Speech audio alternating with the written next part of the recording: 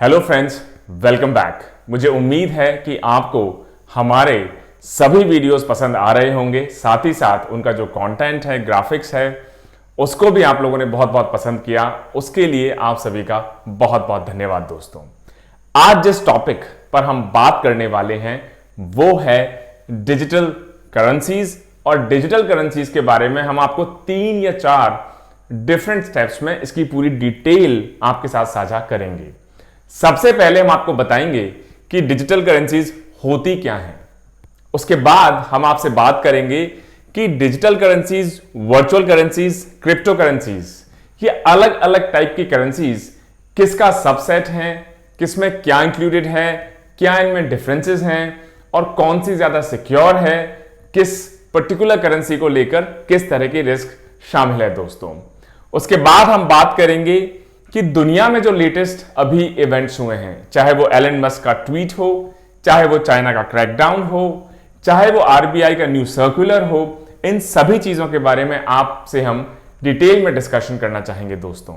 और जो last part होगा आज के वीडियो का वो होगा कि अभी आज की तारीख में इंडिया में इस पर्टिकुलर टॉपिक जिसका नाम है डिजिटल करेंसीज, या आपने कॉमन नेम इसका सुना होगा जैसे कि बिटकॉइन या क्रिप्टो करेंसीज या एथर, इन सभी का इंडिया में आज की तारीख में क्या स्टेटस है, क्या रुख है आरबीआई का, क्या रुख है भारत सरकार का, क्या डिसीजन रहा सुप्रीम कोर्ट का 2020 में जिसने क्रिप्टो करेंसीज या डिजिटल करेंसीज का जो एप्लीकेशन है इंडिया में, जो स्कोप है इंडिया में, उसको पूरी तरह से बदल के रख दिया दोस्तों।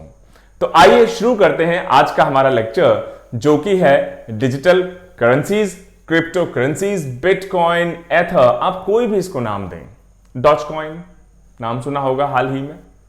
सबसे पहले हम आपको समझाएंगे कि वर्चुअल करेंसीज या डिजिटल करेंसीज होती क्या है। जरा सोच के देखिए, जब भी आप मार्केट में कभी जाएंगे, आप जाएं, आपके फैमिली मेंबर्स जाएं, आपके भाई बहन जाएं, आपके पेरेंट्स जाएं, आप अपने वॉलेट से एक नोट निकालकर किसी दुकान वाले को, किसी शॉपकीपर को देते हैं, उसके बदले में आपको वो कोई चीज देता है। मान लीजिए आप दुकान पे गए, वहां पे आपको एक नया एसी खरीदना है, उसके बदले में जो भी उसकी कीमत हो, 20,000 हो, 25,000 हो, 30,000 हो, आप उसको कैश में पे कर सकते हैं। आप उसको, उस कैश को बैंक में जमा करके और उसको आप ऑनलाइन ट्रांसफर कर सकते हैं। लेकिन ये जो नया मेथड है जिसका नाम है वर्चुअल करेंसीज, डिजिटल करेंसीज, ये इस सब को लगता है कि हमेशा हमेशा के लिए पूरी तरह बदल देगा, चेंज कर देगा दोस्तों। अच्छा, एक महत्वपूर्ण बात, आप जब कभी भी 100 रुपए का नोट अपनी जेब से निकालते हैं और किसी दुकान वाले को देते हैं, तो इस चीज की गारंटी कौन देता है कि वो जो नोट है, अगर आप इसको बहुत सिंपल टर्म्स में समझें तो होने को तो वो एक कागज का टुकड़ा ही है। किसी पे 100 लिखा है, किसी पे 500 लिखा है, किसी पे 1000 लिखा है, किसी पे 2000 लिखा है। लेकिन इसकी गारंटी कौन देता है कि जिस पे 100 लिखा है उसका मतलब 100 रुपए है उसकी कीमत, जिस पे 200 लिखा है इसका मतलब 200 रुपए है उसकी कीमत, या 200 रुपए के बराबर आप उसको कभी भी अदला बदली में, एक्सचेंज में, कोई सामान खरीदने के लिए, किसी को पेमेंट करने के लिए, सभी चीजों के लिए आप उसको यूज कर सकते हैं। किसी पे 500 लिखा है तो 500 रुपए है उसकी वैल्यू। ये जो वैल्यू है, जो हमारे फिजिकल करेंसी नोट्स, जो हमारे नोट्स पर बेसिकली अंकित होती है, मेंशन्ड होती है, ये इसकी जो वैल्यू है इसको इंश्योर करती है वहां की सॉवरेन गवर्नमेंट। आप कोई भी नोट देख लें, आप 100 का देख लें, 200 का देख लें, 500 का देख लें, 1000 का देख लें, 2000 का देख लें, सब पे लिखा रहेगा रिजर्व बैंक ऑफ इंडिया।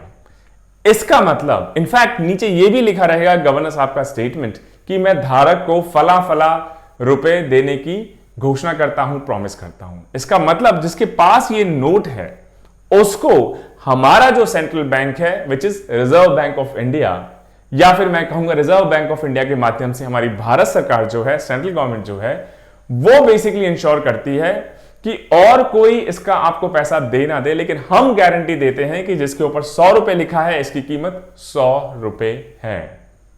यह सिर्फ कागज का एक टुकड़ा नहीं है। जिसके ऊपर 500 रुपए लिखा है उसकी कीमत वास्तव में 500 रुपए है। तो ऐसी करेंसी जिसको कि सरकार या सेंट्रल बैंक इंश्योर करें उस डिनोमिनेशन को, उसको कहते हैं फिएट करेंसी। क्योंकि आप जहां पर भी लेके जाएंगे, जिस कंट्री में लेके जाएंगे, जिस स्टेट में लेके जाएंगे, जिस डिस्ट्रिक्ट में लेके जाएंगे, भारत सरकार या आरबीआई गारंटी देगा कि उस पर जो भी वैल्यू लिखी होगी उस वैल्यू को ऑनर किया जाएगा। जो वर्चुअल करेंसीज हैं, ये बेसिकली इस फिएट मनी या जो करेंसी नोट्स हैं, इसका डिजिटल रिप्रेजेंटेशन कहा जा रहा है। अगर मोटे मोटे तौर पे देखें तो जैसे आप नोट्स को यूज करते हैं एक्सचेंज करने के लिए, अदला बदली करने के लिए, मैं आपको 100 रुपए दूं, आप 100 रुपए के बदले में मुझे 2 किलो सब्जी दे दीजिए, मैं आपको 20,000 रुपए दूं, एक मुझे एसी दे दीजिए, एटसेट्रा एटसेट्रा, बहुत सारे एक्सचेंज में आप यूज कर सकते हैं। उसी के साथ आप इस वर्चुअल करेंसी या डिजिटल रिप्रेजेंटेशन जो है डिजिटल करेंसीज को यूज कर सकते हैं किसी भी चीज का अकाउंट खोलने के लिए, चाहे वो मनी अकाउंट हो या वो मटेरियल अकाउंट हो। डिजिटल करेंसीज में जो एक विशेष बात है जो इसको हमारी रेगुलर करेंसी से अलग करता है, वो ये कि जो फिएट करेंसीज होती हैं, जो हमारा नोट होता है जिस पे लिखा होता है रिजर्व बैंक ऑफ इंडिया, उसके बजाय डिजिटल करेंसीज को कोई भी सरकारी इंस्टीट्यूशन अभी तक गारंटी नहीं करता है। इसका मतलब मान लीजिए आपने बिटकॉइन खरीदा और बिटकॉइन आपको 50,000 रुपए का पड़ा, तो कल को अगर आप वो बिटकॉइन आप मार्केट में बेचने जाएंगे तो कोई जरूरी नहीं है आपको उसको 50,000 रुपए मिले। और ऐसी भी कोई व्यवस्था या इंस्टीट्यूशन नहीं है जिसके पास आप जाके शिकायत कर सकें, मांग कर सकें कि साहब मैंने 50,000 का एक बिटकॉइन खरीदा था, लाइए मेरे 50,000। इसका मतलब अभी तक जो हमारी वर्चुअल करेंसीज हैं, डिजिटल करेंसीज हैं, ये लीगल टेंडर नहीं है। और लीगल टेंडर ना होने की वजह से सरकार की बैकिंग अभी इन वर्चुअल करेंसीज, चाहे वो बिटकॉइन हो, एथर हो, डॉजकॉइन हो, कोई भी वर्चुअल करेंसी हो, उनके पीछे सरकार की गारंटी अभी तक नहीं है दोस्तों। तो ये एक बेसिक फर्क रहा। फिएट करेंसीज मतलब सरकार या रिजर्व बैंक की उसमें बैकिंग होगी, सेंट्रल बैंक की बैकिंग होगी। जो हमारी डिजिटल करेंसीज हैं, वर्चुअल करेंसीज हैं, उसकी भी वैल्यू होगी, लेकिन वो मार्केट ड्रिवन वैल्यू होगी। उसके लिए सरकार या रिजर्व बैंक या सेंट्रल बैंक उसके लिए जिम्मेदार नहीं होगा। तो ये एक बहुत बड़ा फर्क है दोनों में। अब हम बात करते हैं क्रिप्टो करेंसीज क्या होती हैं। तो डिजिटल करेंसीज हैं वो एक मेजर सेट हो गया, उसी के नीचे ऐसी करेंसीज जिनको आप ट्रांजैक्ट करते हैं, मतलब आप किसी को ट्रांसफर कर रहे हैं, किसी से आप ले रहे हैं, कुछ खरीद रहे हैं, स्टोर कर रहे हैं, स्टैक कर रहे हैं, इनको अगर आप क्रिप्टोग्राफी, ताकि कोई इस सिस्टम को पढ़ ना पाए, हैक ना कर पाए, ऑनलाइन ट्रांजैक्शंस को, उनके जो लेजर्स होते हैं, रजिस्टर्स होते हैं, इन सभी को कोई देख ना पाए, इसको प्रोटेक्ट करने के लिए अगर आप क्रिप्टोग्राफी का यूज करते हैं तो उस सबसेट को कहते हैं क्रिप्टो करेंसीज। इसका मतलब वर्चुअल करेंसीज हमारा बड़ा अम्ब्रेला हो गया, डिजिटल करेंसीज। अगर आप उसको क्रिप्टोग्राफी से अगर आप उसको प्रोटेक्ट कर रहे हैं तो वो हो गया क्रिप्टो करेंसीज। अगर आप उसको प्रोटेक्ट नहीं कर रहे हैं क्योंकि आपको लगता है मुझे जरूरत नहीं लगती है कि इसको क्रिप्टोग्राफी से बेसिकली प्रोटेक्ट किया जाए, क्योंकि हो सकता है इसकी प्रोसेसिंग आपको ज्यादा टाइम लगे, हो सकता है इसमें रिसोर्स आपको ज्यादा लगे, तो ऐसी करेंसीज को क्रिप्टो करेंसीज नहीं कहा जाएगा। ऐसी करेंसीज को वर्चुअल करेंसी या डिजिटल करेंसी ही कहा जाएगा। जो दूसरा बड़ा फर्क है, तो पहला बड़ा फर्क हमने देख लिया कि फिएट करेंसीज में सरकार की बैकिंग होती है, वर्चुअल करेंसीज में सरकार की बैकिंग नहीं होती। इसी तरह से जैसे जो हमारी फिएट करेंसी होती है, मतलब हमारा जो नोट होता है, उसको गवर्न करने की एक सेंट्रलाइज्ड अथॉरिटी होती है। मतलब ये हमारा आरबीआई हो गया, और जितने भी हमारे स्टेट्स हैं, डिस्ट्रिक्ट्स हैं, पूरा कंट्री है, कंट्री के बाहर है, उस पैसे को लेकर, उस मैनेजमेंट को लेकर reserve bank of India, central bank या भारत सरकार में कहूं मोटे मोटे तौर पे रिस्पॉन्सिबल है। डिजिटल करेंसीज के लिए ऐसी कोई भी सेंट्रल ऑर्गेनाइजेशन अभी हमारे कंट्री में कम से कम रिस्पॉन्सिबल नहीं है। इसका मतलब अगर मैं अपने लिए मान लीजिए 100 बिटकॉइन खरीद लेता हूं, तो रिजर्व बैंक ऑफ इंडिया मेरे इन 100 बिटकॉइंस के ऊपर अभी अपनी अथॉरिटी या मैं कहूंगा मैनेजमेंट या उसका सर्कुलेशन या उसके बेसिकली किस तरीके से उसको ट्रीट किया जाएगा, एक्सचेंज किया जाएगा, उसके नॉर्म्स क्या होंगे, रूल्स क्या होंगे, इन सभी को अभी reserve bank of India regulate, guide या कंट्रोल नहीं कर सकता। तो मैं चाहूं तो किसी से अमेरिका से बिटकॉइंस खरीद लूं, मैं चाहूं अपने बिटकॉइंस लंदन में किसी को बेच दूं, नाइजीरिया में बेच दूं, ऑस्ट्रेलिया में बेच दूं, चंदौली में बेच दूं, सकलडिया में बेच दूं, मैं चाहूं तो हाथरस में बेच दूं, बस्ती में बेच दूं, दिल्ली में बेच दूं। रिजर्व बैंक ऑफ इंडिया का अभी इस ट्रांजैक्शन पे या इसकी वैल्यू पे या इस पूरे सिस्टम पे कोई कंट्रोल नहीं है दोस्तों। तो ये दो बड़े फर्क हो गए, फिएट बैकिंग नहीं है और एक सेंट्रलाइज्ड अथॉरिटी वर्चुअल करेंसी के केस में नहीं होती या अभी तक नहीं है। हो सकता है आने वाले समय में चीजें बदल जाएं, जो कि हम इस टॉपिक के लास्ट में आपको बताने की कोशिश करेंगे। एक और चीज कि अभी तक अगर आप ट्रूली सही मायनों में देखें तो वर्चुअल करेंसी की कोई ग्लोबली एक्सेप्टेड डेफिनेशन नहीं है।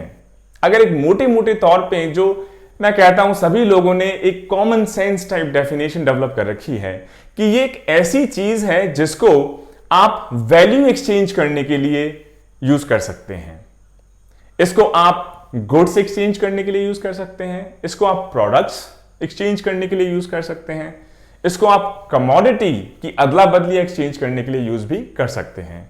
अगर इसके जो फाउंडर हैं, सबसे जो फेमस मैं कहूंगा आज की तारीख में भी सबसे फेमस जो वर्चुअल करेंसी है, डिजिटल करेंसी है, क्रिप्टो करेंसी है, वो है बिटकॉइन। और बिटकॉइन के जो फाउंडर थे जिनका नाम था सतोशी नाकामोटो, उन्होंने कहा कि जो ये वर्चुअल करेंसीज हैं या जो डिजिटल करेंसीज हैं ये एक टेक्नोलॉजी पे बेस्ड हैं। उस टेक्नोलॉजी का नाम है ब्लॉकचेन। अब जरा नाम सोचिए, ब्लॉकचेन। ब्लॉकचेन मतलब ब्लॉक्स की चेन, मतलब छोटे छोटे ब्लॉक्स, उनको आप एक साथ लगाते जाएंगे, एक के ऊपर एक रखते जाएंगे, हॉरिजॉन्टली वर्टिकली स्टैकअप करते जाएंगे, तो उनकी जो चेन बनेगी इसको कहेंगे ब्लॉकचेन। और ये जो ब्लॉकचेन बनती है ये लोगों के बीच में बनती है। मान लीजिए मैं अपना बिटकॉइन एक्सचेंज करना चाह रहा हूं सौरभ के साथ, तो हम दोनों के बीच में एक ब्लॉकचेन बनेगी। अगर मान लीजिए मैं एक्सचेंज करना चाह रहा हूं अभिनव के साथ, या सौरभ और अभिनव आपस में एक्सचेंज करना चाह रहे हैं, तो उन दोनों के बीच में एक्सचेंज बनेगी। तीसरे व्यक्ति को या किसी इंस्टीट्यूशन को या सरकार को या सेंट्रल गवर्नमेंट को उससे कोई लेना देना नहीं है।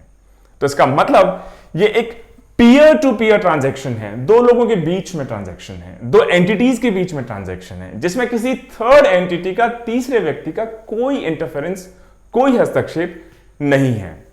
और जैसा मैंने कहा आज की तारीख में चाहे अमेरिका हो, इंडिया हो, चाहे ब्रिटेन हो, इनफैक्ट यूरोप हो, मुझे नहीं लगता किसी भी जगह कोई सेंट्रल रेगुलेटर अभी तक इन वर्चुअल करेंसीज, डिजिटल करेंसीज का स्टैब्लिश किया गया है। सभी कंट्रीज धीरे धीरे इस नए सत्य को, न्यू ट्रुथ को एक्सेप्ट करने की दिशा में प्रयासरत हैं। सभी कोशिश कर रहे हैं कि इसको कैसे रेगुलेट किया जाए, किस तरीके से रूल्स बनाए जाएं, कौन सी पॉलिसीज बनाई जाए, लेकिन अभी वो वर्क इन प्रोग्रेस है दोस्तों। तो ये मैं कहूंगा मोटे मोटे फर्क हो गए दोनों करेंसीज में। अब जरा थोड़ा सा, ये हमेशा एक बड़ा कंफ्यूजन होता है कि नाम तो बहुत सुना है बिटकॉइन, नाम तो बहुत सुना है ब्लॉकचेन, नाम तो बहुत सुना है डिस्ट्रीब्यूटेड लेजर टेक्नोलॉजीज या फिर डीएलटी। डीएलटी और ब्लॉकचेन लगभग सिमिलरली आप एक्सचेंज करके आपस में बात कर सकते हैं। जब आप इस मेथड को समझ जाएंगे तब आप ब्लॉकचेन या डिजिटल करेंसीज की जो ब्यूटी है इसको प्रॉपर्ली अप्रिशिएट कर पाएंगे दोस्तों। तो आइए 2 मिनट हम बिताते हैं डिस्ट्रीब्यूटेड लेजर टेक्नोलॉजीज, डीएलटी और ब्लॉकचेन को समझने में। तो दोस्तों जो डीएलटी है इसको आप इस तरीके से समझें। मान लीजिए आप 10 अलग अलग लोगों का एक ग्रुप है, ठीक, 10 अलग अलग लोग हो गए, 15 हो सकते हैं, 20 हो सकते हैं, कितने भी लोग हो सकते हैं। अभी क्या होता है, मान लीजिए आपका किसी बैंक में अकाउंट है, मान लीजिए आईसीआईसीआई बैंक में है, एसबीआई में है, एचडीएफसी में है, किसी भी बैंक में है।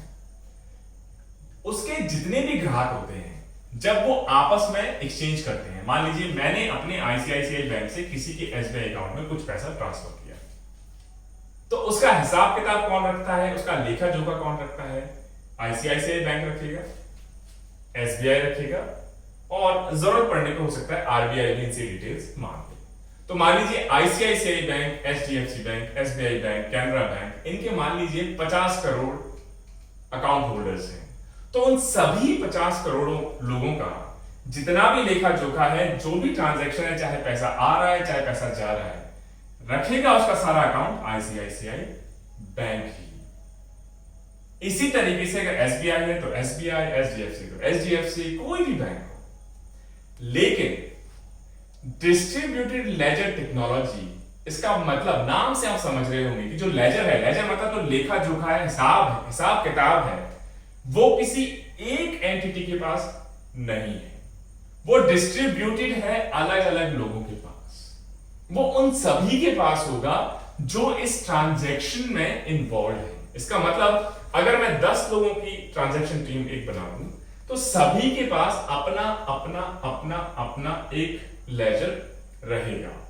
और जब भी कोई ट्रांजैक्शन होगा, मान लीजिए ए पैसा देता है सी को, तो जो ये लेखा जोखा अपडेट होगा ये किसी बैंक द्वारा, सेंट्रल एजेंसी द्वारा नहीं होगा, और ना ही ये जो ट्रांजैक्शन होगा ये सिर्फ ए और सी के बीच में होगा। सबके पास अपना अपना, क्योंकि बही खाता है, लेजर है, अकाउंट है, सभी के पास। मान लीजिए ए ने सी को 5,000 रुपए दिए, तो ये 5,000 रुपए की जो एंट्री होगी वो बी के पास भी होगी, डी के पास भी होगी, और जितने बाकी मेंबर्स होंगे इन सभी के पास होगी। और अगर सी, बी, डी, ई, एफ या कोई भी व्यक्ति कोई और ट्रांजैक्शन करता है तो वो ट्रांजैक्शन या उसकी एंट्री भी सभी के लेजर्स में एक साथ होगी दोस्तों। और इसी को कहते हैं डिस्ट्रीब्यूटेड लेजर टेक्नोलॉजी। और सभी लोग, जब मान लीजिए ए 5,000 रुपए देता है सी को, तो बाकी जितने 8 मेंबर्स बचे इस 10 मेंबर्स के ग्रुप में, वो सभी इस ट्रांजैक्शन को वेरीफाई करेंगे, अपने अकाउंट में दर्ज करेंगे। ऑफ कोर्स मतलब फिजिकली कोई नहीं करेगा, लेकिन ये सारा automatically based on technology, computing, automatically ये सब होगा। सबके रजिस्टर्स में सारे ट्रांजैक्शंस दर्ज होंगे। सभी लोग उस ट्रांजैक्शन को पहले वेरीफाई करेंगे कि हाँ 5,000 रुपए का ट्रांजैक्शन हुआ, हम सब ने वेरीफाई किया, हमारे सभी के लेजर्स में वो ट्रांजैक्शन बेसिकली दर्ज हो गया। और जब ट्रांजैक्शन हो गया, मान लीजिए 5,000 का ट्रांजैक्शन हुआ, अगला ट्रांजैक्शन हो सकता है 50,000 का हो, अगला ट्रांजैक्शन हो सकता है 1 लाख का हो, अगला ट्रांजैक्शन हो सकता है 50 करोड़ का हो। इन सभी ट्रांजैक्शंस को आप ब्लॉक्स बाय ब्लॉक्स एक दूसरे के साथ अटैच करके सीक्वेंस में स्टैकअप कर देंगे। इसका फायदा क्या है?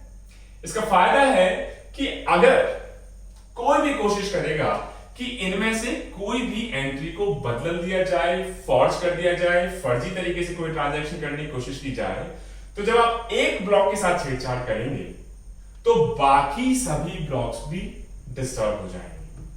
साथ ही साथ अगर कोई भी एक व्यक्ति किसी ट्रांजैक्शन के साथ छेड़छाड़ी करने की कोशिश करता है तो अपने लेजर में हो सकता है वो छेड़छाड़ कर ले, लेकिन जो बाकी 9 मेंबर्स हैं उनके पास भी अपना अपना बही खाता, लेजर अकाउंट अलग से मेंटेन है। तो उन 9 के साथ कैसे वो, या उन 9 के लेजर्स में उस एंट्री को कैसे वो फॉर्ज कर पाएगा।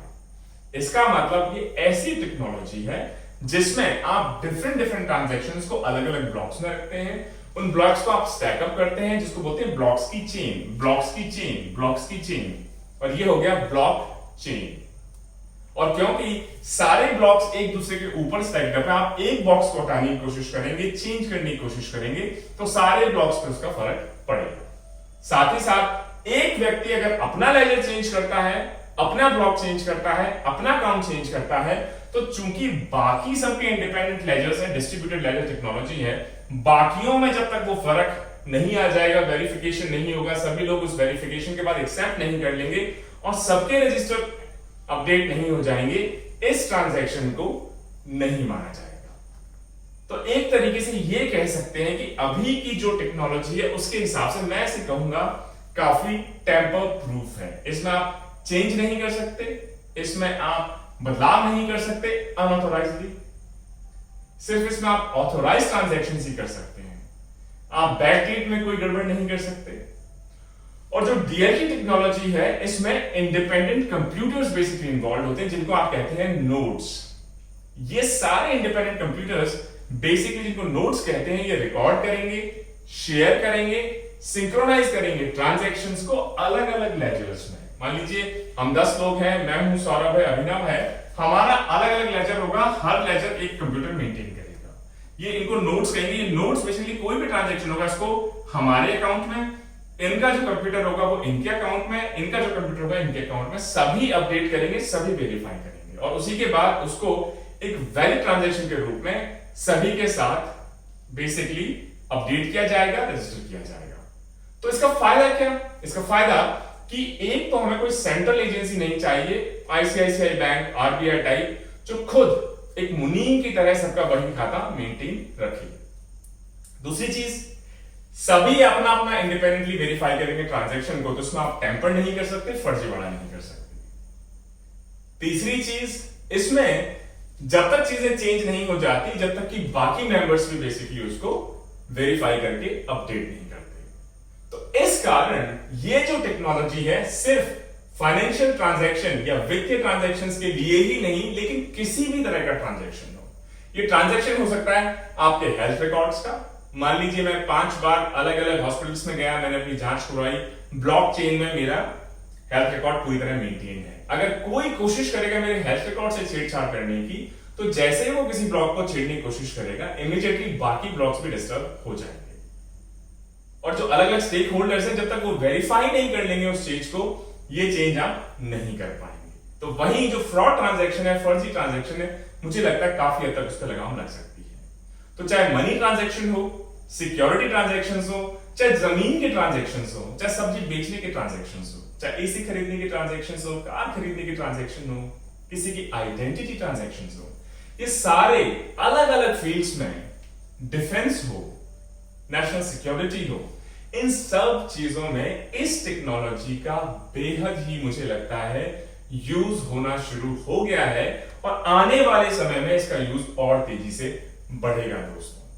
तो अब मुझे लगता है आपको क्लियर हो गया होगा फिएट करेंसी और वर्चुअल करेंसी में क्या फर्क है, डीएलटी जिसको डिस्ट्रीब्यूटेड लेजर टेक्नोलॉजी बोलते हैं वो क्या होता है, साथ ही साथ डीएलटी के साथ किस तरीके से इंफॉर्मेशन ब्लॉक्स में स्टैकअप करके जिसको ब्लॉकचेन कहा जाता है, इसके क्या फायदे हैं, कैसे ये सिक्योर है, और इसके ऊपर अगर आप एक एक्स्ट्रा लेयर चढ़ा दें कि जब ट्रांजैक्शन हो रहा है एक कंप्यूटर से दूसरे के बीच में या दसों कंप्यूटर्स में, दसों नोड्स में, तो कोई बाहर का आदमी इसको आके पढ़ ना ले, इस इंफॉर्मेशन को रीड ना कर ले, सिक्योरिटी रहे, प्राइवेसी रहे, इसके लिए अगर आप एक एक्स्ट्रा लेयर चढ़ा देंगे एनक्रिप्शन एल्गोरिथम की, जो इस पूरे नेटवर्क को सिक्योर कर देगा, जब तक कोई ऑथोराइज्ड यूजर नहीं होगा, कोई एक्सेस नहीं कर पाएगा, एंटर नहीं कर पाएगा, उसको हम कहेंगे क्रिप्टो करेंसीज। इसका मतलब आपने इसको क्रिप्टोग्राफी या एनक्रिप्शन एल्गोरिथम से पूरे नेटवर्क को, पूरे सिस्टम को सिक्योर कर दिया है दोस्तों।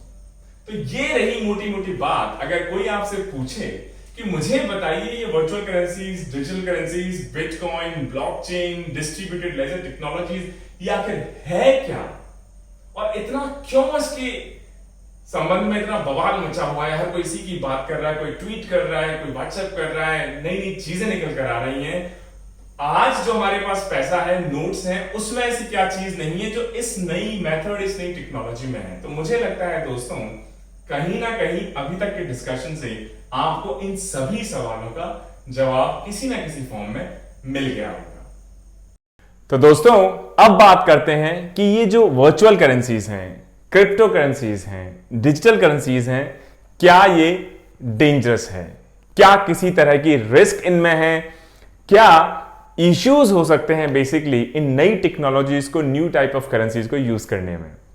तो अगर आप मुझसे सवाल पूछें कि सर बताइए कि क्या ये रिस्की हैं या नहीं, तो मैं आपसे कहूंगा कि आज की तारीख में इन नई टेक्नोलॉजीज को अभी समझा जा रहा है। तो कोई क्लियर यस या नो अभी मुझे लगता है किसी के भी द्वारा इसका जवाब दे पाना इम्पॉसिबल होगा, मुश्किल होगा। अभी भी लोग समझने की कोशिश कर रहे हैं कि किस तरीके से इन टेक्नोलॉजी को यूज किया जाए, अडॉप्ट किया जाए, रेगुलेट किया जाए और मैनेज किया जाए। अगर हम आरबीआई की बात देख लें तो जब शुरुआती दौर रहा 2013 का, तो आरबीआई ने जो फर्स्ट टाइम यूजर्स हैं, जो नए नए इस खेल में कूदे हैं, उन सभी को वार्न किया, ट्रेडर्स को वार्न किया, देख लीजिए नई टेक्नोलॉजी है, आरबीआई की इस टेक्नोलॉजी या इस पर्टिकुलर करेंसी टाइप पे कोई कंट्रोल नहीं है, ना ही हम किसी तरह की गारंटी आपको दे रहे हैं। तो अगर आप इसको यूज कर रहे हैं तो आप अपनी खुद की रिस्क पे इसमें ट्रेड करें, एक्सचेंज करें, यूज करें। इसी तरीके से FATF, financial action task force, ने भी एक रिपोर्ट निकाली जिसमें यह कहा कि एक ब्लैंकेट बैन, मतलब पूरी तरह इसको प्रतिबंधित कर देना, प्रोहिबिटेड कर देना, एक समझदारी वाला स्टेप नहीं होगा। इनफैक्ट इस चीज को समझा जाए, ये एक ऐसी टेक्नोलॉजी है जो सिर्फ फाइनेंशियल ट्रांजैक्शन ही नहीं, लेकिन हो सकता है एग्रीकल्चर में, हो सकता है ट्रेड में, हो सकता है स्पेसक्राफ्ट टेक्नोलॉजी में, हो सकता है माइनिंग में, हो सकता है वाटर रिसोर्स मैनेजमेंट में, हो सकता है नेशनल सिक्योरिटी में, हो सकता है डिफेंस फोर्सेस में, हो सकता है हेल्थ में, हो सकता है एजुकेशन में। बहुत अलग अलग फील्ड्स में इस टेक्नोलॉजी की एप्लीकेशन हो सकती है। तो इसको बैन करना एक सॉल्यूशन नहीं है। साथ ही साथ जब भी आप किसी चीज को बैन करने की कोशिश करते हैं और अगर उसका एक साइजेबल कस्टमर बेस होता है जिसको वो टेक्नोलॉजी, चीज या वो प्रोडक्ट, कमोडिटी पसंद आती है, तो वो फिर उस चीज को करने से नहीं रुकते, बल्कि वो चीज अंडरग्राउंड चली जाती है। मतलब उसको अगर आप लीगलाइज नहीं करेंगे तो इलीगल तरीके से वो चीज शुरू हो जाती है। बहुत सारे स्टेट्स हैं हमारे यहां पे जहां पे प्रोहिबिशन है। प्रोहिबिशन का मतलब है कि शराबबंदी है। तो क्या वहां पे किसी भी तरह की शराब की किसी भी तरीके से कोई एंट्री नहीं है? बहुत सारे लोगों का ऐसा मानना है कि शराबबंदी के बावजूद भी स्मगलिंग से, इलीगल मीन्स से या अंडरग्राउंड नेटवर्क से शराब फिर भी उन स्टेट्स में, डिस्ट्रिक्ट्स में किसी ना किसी तरीके से पहुंच ही जाती है। और क्योंकि आपने वहां बंद कर दिया, अगर कोई पीने वाला व्यक्ति होगा तो हो सकता है वो तलब में, तड़प में या एडिक्शन की वजह से हो सकता है नकली शराब पीना शुरू कर दे। तो ऐसा भी लोगों का मानना है कि चीजों को पूरी तरह बैन करने के बजाय उनको रेगुलेट करना चाहिए ताकि आपका उस पर कंट्रोल रहे। तो शराबबंदी की अगर हम बात देख लें तो पूरी तरह बैन के बजाय कुछ लोग हैं जो ये कहते हैं कि आप उसमें एक मैनेजमेंट सिस्टम लागू कर लें कि 25 साल से नीचे किसी को नहीं मिलेगी, या फिर उसका टाइमिंग आप निर्धारित कर दें, या किस टाइप की लिकर सेल हो सकती है उसको निर्धारित कर दें। इसी तरीके से आरबीआई ने जब शुरुआत में कहा कि डेटा सिक्योरिटी एक इश्यू हो सकता है, प्रोटेक्शन एक इश्यू हो सकता है, ग्रीवियंस रिड्रेसल, मतलब अगर आप कोई इसमें ट्रांजैक्शन करें बिटकॉइन में, वर्चुअल करेंसीज में, और आपके साथ फ्रॉड हो जाए तो आप किसके पास जाएंगे? आज की तारीख में अगर कोई ऑनलाइन ऑफलाइन फ्रॉड हो जाता है तो आप इमीडिएटली बैंक को कांटेक्ट करते हैं। आप क्रेडिट कार्ड जो आपका बैंक या सर्विस प्रोवाइडर है उसके साथ डिस्प्यूट कर सकते हैं, आप आरबीआई को इन्फॉर्म कर सकते हैं, आरबीआई नए रेगुलेशंस ला सकता है, गवर्नमेंट ऑफ इंडिया नई पॉलिसी बना सकती है। लेकिन क्योंकि इस टेक्नोलॉजी का कोई बेसिकली कस्टोडियन नहीं है, मैनेजर नहीं है, रेगुलेटर नहीं है, अथॉरिटी नहीं है, तो अगर आपके साथ कोई इश्यू आ जाए तो आप कहां जाएंगे? ये सारे रिस्क आप सोच के, अगर आपको फिर भी लगता है कि मैं इस टेक्नोलॉजी में इन्वेस्ट करना चाहता हूं तो आप कर सकते हैं, लेकिन अगर कल को आपके साथ धोखाधड़ी हो जाए तो आप फिर हमारे पास ना आए। तो ये कुछ बातें रही digital currency, virtual currency, crypto currency, RBI का अभी तक का क्या रुख रहा है। अब कुछ लेटेस्ट इवेंट्स की हम बात कर लें, ये फिर से क्यों न्यूज में एकदम से बना रहा। क्रिप्टो करेंसी ने अभी बड़ा फ्लक्चुएशन अपना दिखाया जब एलन मस्क, जो कि टेस्ला के सीईओ हैं, अलग अलग कारणों से हमेशा चर्चा में बने रहते हैं, चाहे उनका स्पेसक्राफ्ट वेंचर हो, चाहे उनकी टेस्ला की ऑटोमेटेड इलेक्ट्रिक कार्स हो, चाहे उनकी बोरिंग कंपनी हो जो अंडरग्राउंड टनल्स बेसिकली डिग करती है।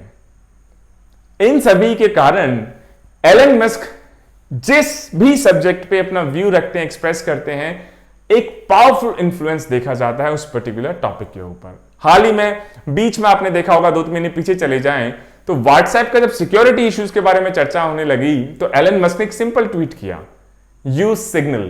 तो सिग्नल एक नई सिक्योर एनक्रिप्टेड एप्लीकेशन है जिसके बारे में एलन मस्क ने कहा आप इसको यूज करेंगे तो शायद आपका डेटा ब्रीच ना हो।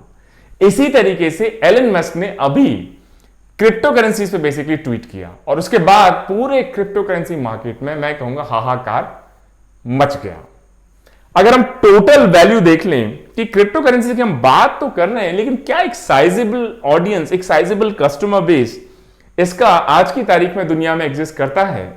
तो मोटे मोटे एस्टिमेट्स के हिसाब से पूरी दुनिया में लगभग $1.5 ट्रिलियन, $1.5 ट्रिलियन का क्रिप्टो मार्केट हमें लगता है एग्जिस्ट करता है।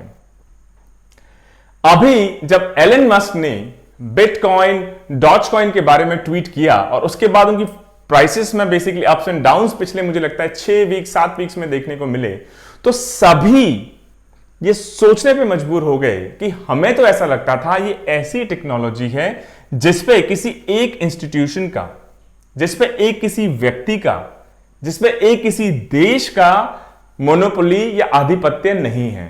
लेकिन रियलिटी में एलन मस्क जो कि एक सिंगल एंटिटी है, सिंगल व्यक्ति हैं, इनकी एक सिंगल ट्वीट या उनके कमेंट या उनके एक्सप्रेशन या उनके व्यूज ने इस पूरे डिस्ट्रीब्यूटेड लेजर टेक्नोलॉजी या ब्लॉकचेन या पीयर टू पीयर जिसमें कोई सेंट्रल अथॉरिटी नहीं है, इस पूरे सिस्टम को हिलाकर रख दिया। तो जो अंडरलाइंग प्रिंसिपल था बिटकॉइन का या ब्लॉकचेन का या डिस्ट्रीब्यूटेड लेजर टेक्नोलॉजी का या क्रिप्टो करेंसीज का कि इसमें कोई सेंट्रल अथॉरिटी नहीं है जो इस पूरे वैल्यूएशन को, ट्रांजैक्शंस को गाइड कर सके, इन्फ्लुएंस कर सके, पूरा कॉन्सेप्ट एलन मस्क के ट्वीट और इन्फ्लुएंस के द्वारा उसको चैलेंज होता हुआ देखा गया। और जब फरवरी में टेस्ला ने रिवील किया कि टेस्ला लगभग $1.5 बिलियन, लगभग 11,000 करोड़ की क्रिप्टो करेंसीज का उनके पास स्टॉक है और वो क्रिप्टो करेंसीज को बेसिकली एक्सेप्ट करेंगे, बिटकॉइन को एक्सेप्ट करेंगे कार्स खरीदने और बेचने के लिए, तो बिटकॉइन की वैल्यू एकदम से बढ़ गई। फिर लोगों को लगा कि अब वो वक्त आ गया, वास्तविकता में असली चीजों को, रियल गुड्स एंड कमोडिटीज को आप इन क्रिप्टो करेंसीज या बिटकॉइंस या डिजिटल करेंसीज के माध्यम से ट्रांजैक्ट कर सकते हैं, खरीद सकते हैं, बेच सकते हैं।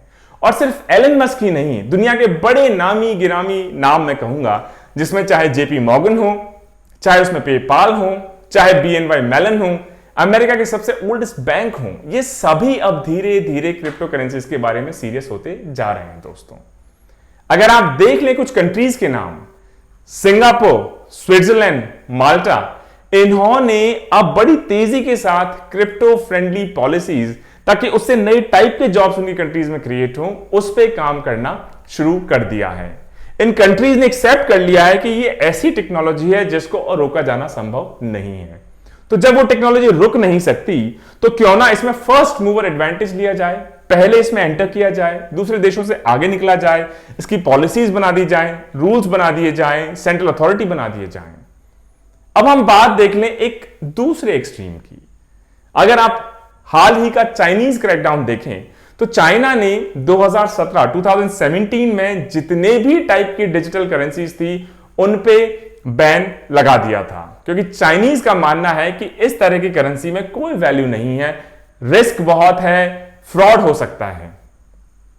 और अभी 2 हफ्ते पहले चाइना ने इस 2017 के बैन को और ज्यादा मजबूत और ज्यादा स्ट्रिंजेंट बना दिया है और स्पष्ट रूप से कह दिया है कि जितनी भी फाइनेंशियल इंस्टीट्यूशंस हैं वो ना ही तो क्रिप्टो रिलेटेड कोई सर्विसेज देंगे, ना ही वो क्रिप्टो रिलेटेड अकाउंट्स खोलेंगे, ना ही इसमें कोई रजिस्ट्रेशन होगा, ना ही ट्रेड होगा, ना ही क्लियरिंग होगा, ना ही सेटलमेंट होगा। मतलब चाइना ने क्रिप्टो करेंसीज को पूरी तरह नकार दिया है, बैन कर दिया है।